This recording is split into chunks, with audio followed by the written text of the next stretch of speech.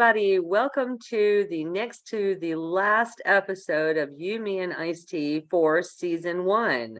Only one more of these left to go before we'll have to say bye-bye and happy holidays until the second week in January, when we will be back for a season 2 of even better topics, if you can imagine that. But we still have today and we have next week, but I think Richard will not be with us, sadly, next week. So this will be the last time we see the wonderful Richard D for this season. So get a good look, guys. So Michelle, I'll just do a quick run through the intros here to let you know who you're talking to. That would be Mr. B. No, there. Okay. Mr. B. He's got his cup of coffee with him there, and he is the writer of a book called The Art of Giving Back, and he did like Rolls Royce of a book launch here in Dubai, and this is how I met him. And he has this fabulous podcast, and he got me on his podcast and encouraged me to make my own. So awesome. Well done, sir. You're welcome. And there's Richard D. Oh, sure. Richard D. is an author. He's got 16 novels of his own out, and writes mostly sci-fi. And some in any other genre we mentioned? I also write some steampunk and a bit of fantasy, and I'm branching into psychological thrillers at the moment. Fantastic. Wow. I think you'll be great at that. Such an imagination on this one. Thank you. And Rodney Harper, who you've heard me talk about Rodney millions of times, I'm sure, since we're family. And Rodney is a 30-year veteran, in the gaming industry, and he's also a writer of fiction and nonfiction books also. So, and Michelle Nickelson, you guys, this is our guest today, and I'm going to let Michelle introduce herself because she tells it better than me. Thank you, Dedra. I had the distinct thrill of meeting Dedra while I was in the Emirates. Sadly, I lived in Abu Dhabi, which is the capital, and she was in Sharjah, so we didn't get to see each other as much as we'd have liked because it's, like a 2-hour drive. But that's where I met Dedra. My background is in the finance industry, and then through an investment my father made into a visual effects company called Mannix Entertainment, I got more into it. Mannix did visual effects, and the company won 2 Oscars for What Dreams May Come and the Matrix, the VFX on that. And I ended up in Dubai because we had done a bunch of work to put together a large VFX studio where we were in Northern California at Alameda Naval Station. And that ended up being some issues. So my research said the best place to go would be Dubai. And I ended up there. As people always ask, how'd you get to the Middle East? And while there, worked on a few different entertainment projects, also some projects that had nothing to do with entertainment or investments, but that's kind of my specialty and where my interest lies. And recently, in 2019, launched a new company, which of course promptly shut down. It was fourth quarter 2019, and it quickly didn't go anywhere because in March of 2020, everything shut down with COVID here in the U.S. And we are officially relaunching next year. We've been doing a lot this year of the sort of behind the scenes, but it's very kind of interesting. I'm not going to put names out there, but one of our associates has been a major studio president and done very well. 2 of the other associates are I met in the Middle East and the UAE, and are extremely well known in the financial industry. And the projects they've worked on are extremely well known as well. And we have a fabulous partner in Beijing, and he has worked for some major Chinese film companies, as well as invested in some pretty good movies that you would know as well, some major studio features. So it's a really interesting group. Once again, as Dedra was saying, completely international. I think that's the best way to do it. And we have a couple of projects and some interesting things that are going on, but we're officially launching next year. So that's Sounds busy, very keeping busy exciting. with that. Yeah. It's been a lot of work, but it's always fun, I think, to work for yourself. It's very gratifying, as you know. Absolutely. I would agree with that. Absolutely. So, out now, some of these projects, are any of them spy thrillers by any chance? That's the topic of the Um, day. Spy It's thrillers. funny. The initial ones aren't, but we have a really kind of a cool spy thriller that's based on a true story that we came across, that I think is something that we will be doing something with. So personally, I love spy thrillers, but just haven't really had any that were, submitted. Excuse me, that looked promising. Except there is one, but it's a spy. The gentleman really was a spy, so it's based on a true story. Wow. Okay, now that makes it even more intriguing because Mm-hmm. as I was preparing for the show today, I was actually came across that as one of the number one reasons that people say that the spy thrillers appeal to them is that it has sort of a world in reality. Whereas a fantasy fiction story, you would have to suspend reality and be in a fantasy world. But spy thrillers, there's sort of more of an element of danger or real, adrenaline, because it's something that could actually happen.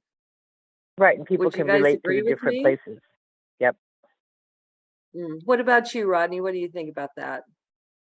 Yeah, sure. I mean, video games has a lot of spy thriller adaptations. Primarily, if you look at somebody like Tom Clancy, a lot of his novels have been turned into video games, or at least portions of them turned into video games, or ideas borrowed for other video games. Back in the 90s, I did have the chance to talk with him several times when he was starting a game studio here in North Carolina. The very first game was a submarine game, but it had a very strong spy or spying premise to it. Then there were some other games that came out of primarily the operational side of a spy thriller, because the political side of a spy thriller does not make for very interesting gameplay. Yeah. But the operation side, the combat side, the sneaky side, the counter surveillance side, that all makes fantastic gameplay for people that are interested in that kind of stuff. It's still somewhat of a niche in the gaming market, but it is always a best-selling niche. If you look at very popular games like the Call of Duty franchise, all of that is based on a spy operations group that go out and do operator type missions to gather intelligence or affect intelligence to take somebody out. But those are all the things that gamers are interested in. As a reader, I like the full picture. I do like all of Tom Clancy's novels, even though some of them can be dry. I've probably learned more about Russia and the Soviet Union by reading, his novels. But I think a lot of people are interested in these novels, basically not out of just pure entertainment, but they also are educational. And that's a good Yeah. point from my perspective too, Dedra, because a lot of times I need to pause and look up the locations.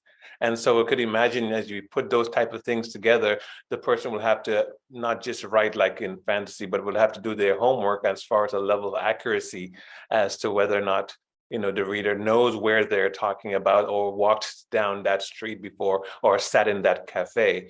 And so it's quite critical that it's being more precise or concise as far as what is putting together. So we love that stuff. Absolutely. What about you, Richard? What's your take on all this? Well, I like the idea of the complex plot for a start off, and the little things that give the game away. And I also like the idea of the fact that someone standing next to you in a cafe could be a spy and you'll never know. That's actually and very true. yeah, it's a very interesting point of view from someone that wants to write a story, in that you can see someone in the street and imagine a whole other life for them, just by watching the way they behave, by the way they drink the coffee, the way they watch what's going on around them. You can easily imagine them having some sort of clandestine mission or some objective that you know nothing about. Yeah, true that. Michelle, the true story that you spoke about, I mean, the guy, I mean, is he somebody that would be just an ordinary person that no one would ever suspect? No. Well, yes and no. When he's put in the situation, this is during the Iraq War, when he's put in the situation, he is known by the handlers, which is, you know, the gentleman from both. He's British, so from his, I guess it's MI6 and the CIA, that he's known by them, but he's not so much known as when he's out in the field. But I did want to add, most people don't know that. Well, you guys probably do because you're in the entertainment genre. But the most famous and successful franchise is a spy thriller. Wow, really? The most successful? Yes. You want to take a guess what it is? I guess James Mission Bond. Impossible? Or James Bond. Bond. Nope, you're right. James Bond. Yeah, think about it. It's been around since since the 60s. Yeah. Yeah, it has actually spawned a few video games itself. So. Yep. I can imagine. But a lot of people don't think about that, because they'll kind of say like Mission Impossible, etc. But James Bond has been around. 007's been around forever, and it's done really well. So, you know, that just goes to sort of solidify what you're saying, is that it is, you know, that genre in films, action, thriller, you know, dramas that are kind of a thriller, usually are the ones that do best internationally, simply because the stories translate, where comedies, especially romantic comedies, don't translate as well internationally, because what I think is funny, they may not think it's funny in Japan. Right. So it's one of those things that you can't really go wrong with a spy thriller. That's an excellent point. It really does translate better in multiple locations, multiple cultures. You know, Absolutely. yeah, I said Mission Impossible mainly because I love the theme song. I mean, that spy music is the best opening sound ever for us. I mean, there's something about that. Dun, dun, dun, dun, dun. I mean, it just makes the hairs on the back of your neck stand up, and you're like, oh boy, I can't wait now. Love it. Some of us are at the James Bond age, though, that we remember from so long ago. So it's a combination of those two, I guess. Yeah. Well, so and they always had the good-looking Bourne. British actor. Well, true. I mean, Sean Connery really was something else back in his day, was he not? He truly was. He's still my favorite, you know, of all of them. I mean, although I do think Pierce Brosnan came off rather well as also. What do you guys think? Who's your favorite James Bond? Yeah.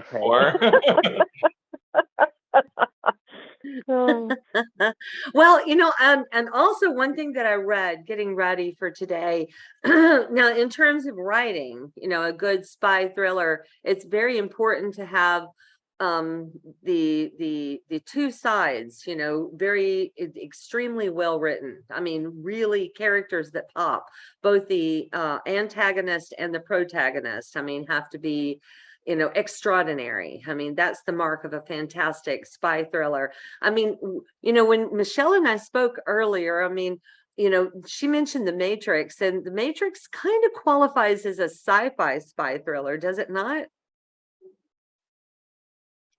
I mean, go in the sci-fi genre. I mean, I guess you could say, but yeah.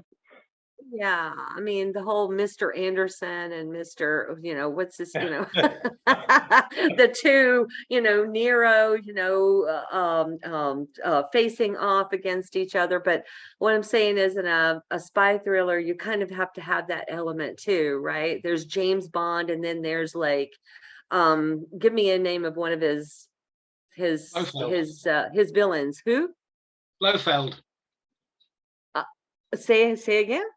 Blofeld in the. Oh, okay. Yeah. With the one with the white cat. Yeah. The one with the white cat, the one that Dr. Evil was based on. That's the one. Yeah. There's another spy thriller. Yeah. I was thinking of Dr. Evil when I see that one. Oh, mercy. I never viewed Matrix as a spy thriller, though. It's just so Really? solid science fiction. There's like no spy feeling to it at all from my perspective. But maybe it's all the covert kind of stuff, maybe it was Bad Boys or Starsky and Hutch or something, but definitely not a good suspense thriller like a James Bond at all, or even like Rodney mentioned, nothing like any James Clancy's books. Or Tom Clancy, Tom Clancy, sorry, it just doesn't match at all. Identity.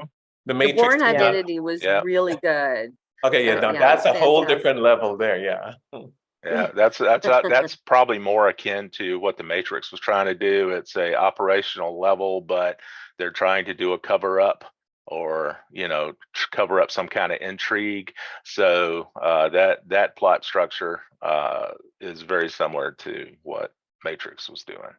Mm-hmm. So, and then there's tons of action, though. That's probably the biggest part of the operational side of it. Intelligence gathering. Who doesn't love a good punch to the face? That's great. Or car crash. That's entertainment. And then there's the wonderful television shows that are spy thrillers as well, like Homeland. When you guys, I was a big fan of Homeland when it was out. What about you? I think I learned more about international relations, like you said, Mr. B, by watching Homeland. I was intrigued to go look up, the political situations that the Claire Danes character found herself in the middle of. I had to kind of educate myself, about that time and, political history. So it was rather good, rather stimulating in that regard. Anything else? What other TV shows can we say are, the best ones that we can think of, spy thriller wise? I liked Alias. I did like that one. Yeah, that was Alias. good. That was a good one. I had the video game of that as well, which I admit to playing quite a bit a few years ago. You play video games, Richard? Yeah, well, not so much now. The fingers are getting old, but I used to. Oh, but I guess I can see you as a gamer. Yeah. Way back from the 80s when I had my first computer. Yeah, gaming has a really good way for a lot of people, a lot of writers I know that are gamers that I communicate with regularly, and it basically unlocks their creativity. They say, they can go in, play a game, clear their mind, wipe the palate, and then come out of a good gaming session with some new ideas based on what they experience, both narrative wise or action wise or setting wise. I think I can agree with that. Certainly, yeah. Maybe I should try gaming more. Seriously, I never really got into it ever. But my kids always tried to make me get into it, but I've just never been a gamer. Well, I think the games the kids are playing are not going to be very good. They're just sweaty PvP games, and what you need is a good game with a narrative, and I can give you some suggestions. Just let me know what platform you're playing on. Yes, please. I've got the inside track. The first thing come to my mind is you probably didn't have enough time. So some of us, as we were coming up and you were raising a family and so on, I always figured I just never had enough time because I thought it was sit there and take time. So, and it's probably why I didn't watch as much TV either. Yeah. So a lot of these things take time, and as much, well, we know it takes a lot more time to make a game, Rodney, than it is to play it. And then in my case, I turned all my kids into gamers, because that was a good way to, I took them to work with me. I had 3 daughters. They all grew up in game studios. Now all my grandkids are gamers. So, oh my God. Yeah. So I got enough to make my own game company just out of the family. So I just envision Deidre Internal having, customers. I envision you, Deidre, having your hands full, and so to pay attention with undivided attention for that length of time, I thought you would not have had that. Yeah, actually, you make a very valid point. I mean, if I was into a video game, my mind would constantly be like, okay, where's he going? What's he doing? Where's she going? Like, they're like, okay, mama died. Poop, that's it. Bye-bye. Every time that I tried to do it, it was pretty much that way. I'm dead. Okay, see you guys later. Have fun. I did attempt, but nowadays the games are so real. That's the thing. I think you could actually feel like a spy, because the virtual reality is just stunning. Is it not? Yeah, What I do you mean, technology today allows us to, the visual effects, the environments. It is so realistic. All the PCs and gaming devices we have now are very powerful. So we can render out environments that are very realistic. And the more realistic the environment, it gives you more opportunities to play around with narrative, missions, things like that, to really suck in the gamer and pull them into a virtual world. And it wasn't like this in the 90s. Everything was 8-bit, art. And it's really kind of hard to relate with a pixelized character when nowadays you can work with a character that's rendered out that looks almost real. Yeah, totally. I mean, am. I'm curious about Richard, though. Richard, did you have some of the spy characters in your fantasy world too?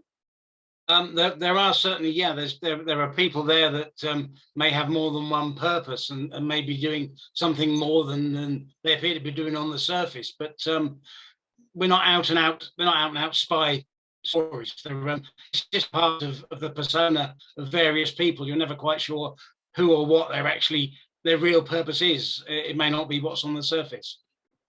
Because you have so much outer space characters and outer space in your novel, you could imagine they would have the same need to, because the force is not one without everyone having some kind of universal spies. Oh yeah, I think it's true that what I've always said that when we go out into space, when we start to explore, we're going to take everything with us. All our vices, all our emotions, everything we do now, we'll just do it on a larger stage. So certainly, yeah, in the future there'll be spies, there'll be interplanetary James Bond or whatever. So yeah, it'll all be there. You just invent the setting and drop it in, really. Nice. Wow, I love that. I mean, he said that, I mean, as a writer, I mean, my head just exploded, an interstellar James Bond. I'm like, oh my God. Because I know want to write that now. Yeah. Because every week he brings up the points, and I'm like, oh, Richard is being quiet today, but there's no way you could have an interplanetary activity and all the things he writes about in his book without having police and government and espionage. So true. Yeah, I tell you, the imagination on this guy, amazing. I know, and these novels you write, I mean, wow. I think we're yeah. Well, I mean, maybe we'll be stimulating, the creation of something a little bit more along the interstellar James Bond. Now, what do you think? I mean, after this episode, maybe we'll be seeing something new from Richard soon. So what do you guys think? Are there any more writing tips we can give people who want to maybe make their own book or their own video game or their own film script, in terms of making a spy, story? What kind of tips? Research. Yeah. I think research is, because as was mentioned earlier, what makes a really good spy novel. Unfortunately, I haven't had enough time recently to read, but I do enjoy reading, and probably the genre I read the most are spy type novels. But it's and again, it was mentioned earlier about it takes you to a different place. You're running down the street in Bangkok, or you're someplace in New Zealand, and to do the research to know what that street looks like, what that cafe looks like. That's what's exciting, because you really can imagine yourself as the reader in that place. And the only way to know that is to do, enough research that, oh, hey, that street is next to the river, you know, et cetera, et cetera. So someone really feels that they're there. Because we look it up. Yeah, exactly. I do too. Yep. As I say oftentimes in this show, you can't put something in front of my wife because she will find it, you know, and she'll discover when we can't fake it. Research. True. Research is a good piece of advice. Absolutely. What about you guys? What would you say is a little bit of advice you can give in closing comments? You have to space the clues out as well. You have to play fair with the reader and give them enough information so that they can solve it themselves. But you have to do that in such a way that they don't solve it themselves until you tell them. And then they sit back and realize that they knew the answer all along. Yeah. Yes, Yeah. very good. Yep, that's a good I one. agree Yep. with that. Yeah, you use a lot of the description so that you're educating the reader along the way, but you're also instilling enough foreshadowing to make them want to continue to Yes. understand what it is that's going on in this world and kind of reach some of their own conclusions, only to get to the end of the book and find out they were totally in left field. Exactly. That raises a question for you, Rodney. When you wake up in the middle of the night, what do you jot something down on? As a book guy compared to a gamer writing guy is two writing. What do you jot down a note on? Usually my iPhone and digital voice recording. Okay. You know. That was Dedra. That's my tip, Dedra. You don't have to pencil it in the middle of the night. Yeah. Use How did you know digital that I'm media. old school that way? No, but people want to hear that too, because you know, you get up in the middle of the night, you open up your phone, you open up your notes or something, and you speak to it. Use your digital Right. media because it just came to your mind. Now our spouses are going to probably wondering who we're talking to in the bathroom in the middle of the night. Exactly. I can't exactly do that when I've got, you know, my husband's laying there snoring away, you know, sleeping like a baby, when somebody like me is up all hours of the night, waking up constantly. And that's what pencils and paper is quiet. That's the one thing that's lovely about it. But definitely just find a way to take your notes, and there's no limitations, and especially with today's digital media available. That's true. That is true. You know, so I think that's a good piece of advice too. I mean, have the tools that you need around you to kind of, you know, seize that moment of inspiration as it hits. You know, it's always really good to have a way to get that down, because sometimes you get an idea, you know, like from a game you play, like you said, Rod or Richard, you know, from a book that you've read or something, you know, a show you've watched, and you want to get that down. It's always good to have a way, you know, like your iPhone, for example, to, you know, put that in a voice recording, you know, or a pencil and a paper, like I do it the old way. And also it prevents you from forgetting where you put that note that you wrote in the middle of the night. Right. Yeah, It's usually in one place. Yeah. Michelle, what would you say about that? I mean, how do you keep your ideas straight? You're more on the production side of things, but I mean, digital. you get... Well, I'm kind of, again, I'm a reader, and even in between time, like even short times when between doing things, I read everything, you know, from financial news to entertainment news to just sort of like, you know, pop culture news. And I bookmark articles, and usually what I end up doing is, you know, by the end of the day, I'll go back through them, and then I'll write down what I thought was made sense in that could then either go into something that I'm doing or something that I'm writing or that type of thing, because I seem to go through a lot of things quickly. And if I don't bookmark it and then go back and think what was in there that you know got my attention, and it may have nothing to do with what I'm doing at the moment, but it's a little bit, usually I'm a terrible sleeper, so quite honestly, when I'm asleep, I try and sleep. But I do, but during the day, during the daytime, it's like I said, whenever I have a minute, I read, and a lot of oddly business ideas.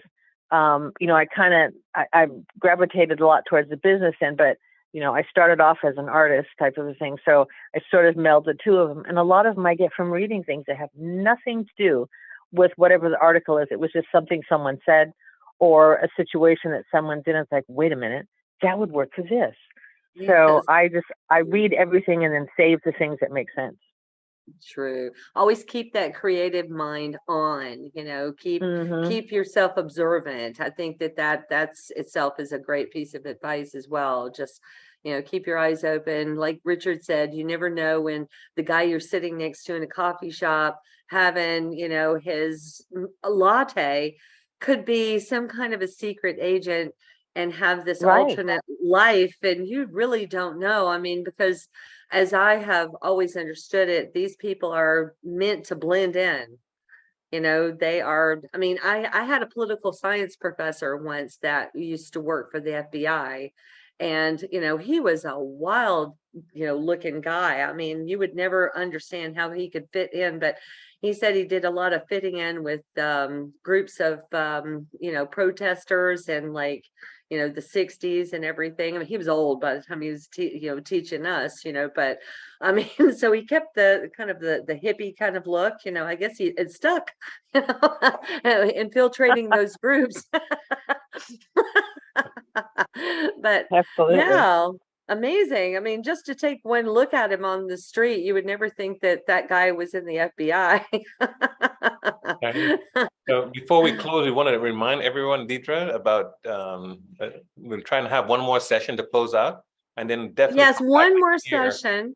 Yeah, we'll have one more session next week, and that closes season 1 of You, Me, and ICED. And then we will be coming back with a season 2 in the middle of January, and we'll have 20 brand new episodes to get started on. So if there's anything anybody has a particular interest in, I'm very open for suggestions. Just send them along.